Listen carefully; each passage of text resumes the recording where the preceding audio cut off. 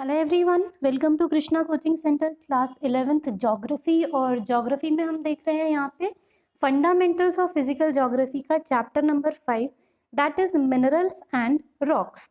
इसके अंदर काफ़ी चीज़ें हम देख चुके हैं। इग्नियस टाइप का रॉक हम देख चुके हैं। अब हम देखेंगे सेडिमेंट्री रॉक्स कौन से होते हैं। तो सेडिमेंट्री वर्ड जो है ये डिराइव कहाँ से किया गया है, ये शब्द कहाँ से लिया गया है।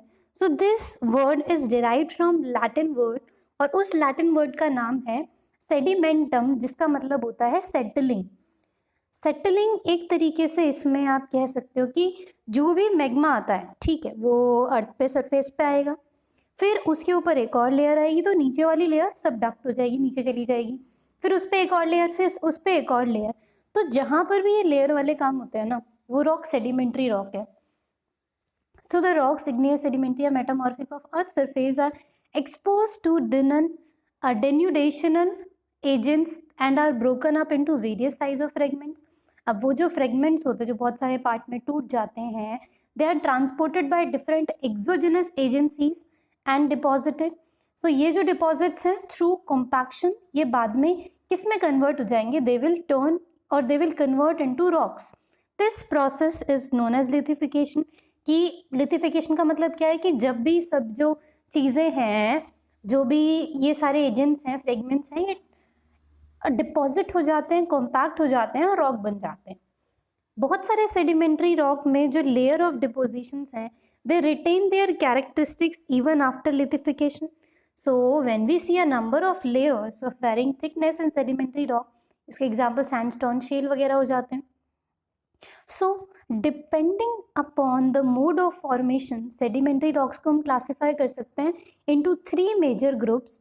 दैट इज मैकेनिकली फॉर्म, जो मैकेनिकली बनते हैं, that is sandstone, conglomerate, limestone, shale, loess etcetera, ये इसके एग्जाम्पल हो गए। फिर है जो ऑर्गेनिकली फॉर्म होते हैं, जैसे कि जेसराइट, चॉक, लाइमस्टोन, कोल एक्सेट्रा, ये इसके कुछ एग्जाम्पल्स हो गए। और फिर होते हैं कुछ केमिकली फॉर्म, जैसे कि chart, limestone, halide, potash etcetera. तो जो फॉसिल्स है, फॉसिल्स हमको कहाँ पे मिलेंगे, फॉसिल्स हमको मिलेंगे सेडिमेंट्री रॉक में। क्यों मिलते हैं हमको सेडिमेंट्री रॉक में फॉसिल्स, कि आप ये देखिए कि यहाँ एक लेयर थी, ठीक, अब उसके ऊपर एक और लेयर आ गई, फिर इसके ऊपर एक और लेयर आ गई, और मान लो इसी वक्त जो था कोई ऐसा जानवर था जो यहाँ पे ऐसा पड़ जाता है, ठीक, अब उसके ऊपर एक और लेयर आएगी, तो वो लेयर क्या करेगी, इस वाले जानवर को दबा देगी। ऐसे ही इसके ऊपर एक और लेयर, फिर एक और लेयर, फिर ऐसा करके फिर जब बाद में ये जो पूरा जानवर था इसका फॉसिल हमको इस लेयर की वजह से देखने को मिल जाता है। बाकी सारी रॉक से क्या है, एकदम से पूरा पूरा हो जाता है, तो उसमें जो फॉसिल है वो घुस ही नहीं पाएगा।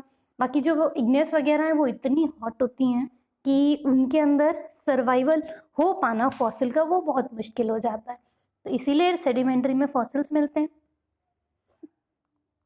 Then third type of rock is known as metamorphic rock. Metamorphic word का मतलब क्या होता है, metamorphic means change of form, कि जब भी किसी चीज़ का फॉर्म चेंज हो जाता है उसको हम मेटामॉर्फिक कह देते हैं। अब ये जो रॉक्स हैं they are form under the action of pressure. तो ये रॉक्स कहाँ से बनते हैं, प्रेशर के थ्रू बनते हैं। अब जो प्रेशर है और वॉल्यूम है और टेम्परेचर है, पीवीटी चेंजेस की वजह से इसका फॉर्मेशन हमें देखने को मिलता है। So metamorphism occur when rocks are forced down to lower level by tectonic processes, or when molten magma rising through crust comes in contact with crustal rock of underlying subject। अरे बाप रे, ये इतना भयंकर भाषा में क्या लिख दिए रे।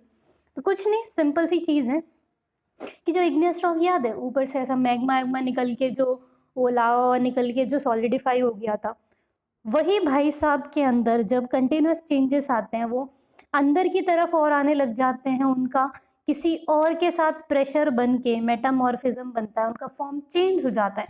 फॉर्म चेंज कैसे होगा, प्रेशर से, वॉल्यूम से, टेम्परेचर से, तो उसी को हम बोल देते हैं अपने मेटामॉर्फिक रॉक। सिंपल सा। So mechanical disruption and reorganisation of original material within the rock due to breaking and crushing without any appreciable chemical change is called dynamic metamorphism। So dynamic metamorphism क्या है कि एक mechanical disruption हुआ या reorganisation हुआ due to breaking या crushing, और कुछ खास बहुत ज़्यादा केमिकल चेंज नहीं हुए उसमें, तो उसको हम डायनामिक मेटामॉर्फिज्म बोल सकते हैं। फिर the material of rock chemically alter and recrystallize due to thermal metamorphism. So यहाँ पे two types of thermal metamorphism होंगे, पहला है कॉन्टैक्ट मेटामॉर्फिज्म, दूसरा होगा रीजनल मेटामॉर्फिज्म। थर्मल मेटामॉर्फिज्म नाम से ही पता चल रहा है जहाँ पे बहुत ज़्यादा हीट जो होगी ना वो इन्वॉल्व होगी। तो दो टाइप से हो सकते हैं thermal, that is contact metamorphism and regional metamorphism. Contact metamorphism में rocks come in contact with hot intruding magma and lava और and the rock material recrystallize under high temperature. So जो यहाँ पे मेटामॉर्फिज्म कब आएगा, जब hot intruding magma and lava जो है वो वापस से रिक्रिस्टलाइज होंगे हाई टेम्परेचर के दौरान। So quite often new material form out of magma और lava, they are added to the rock. अब रीजनल मेटामॉर्फिज्म में rocks undergo recrystallization due to deformation caused by tectonic shearing. तो यहाँ पे जो आपका रीजनल वाला है, रीजनल नाम से ही पता चल रहा है कि एरिया में कुछ ना कुछ डिस्टर्बेंस हुआ, जैसा कि भूकंप वगैरह आ गया, तो उसकी वजह से जो चेंज हुआ है वो रीजनल मेटामॉर्फिज्म है। तो in the process of metamorphism in some rocks grains और minerals get arranged in layers on lines. तो such an arrangement of mineral और ग्रेन इज मेटामॉर्फिक रॉक, उसको हम फोलिएशन या लिनिएशन बोल देते हैं। सो sometimes minerals or material of different group are arranged into alternating thick layer, they appeal in high and light shade।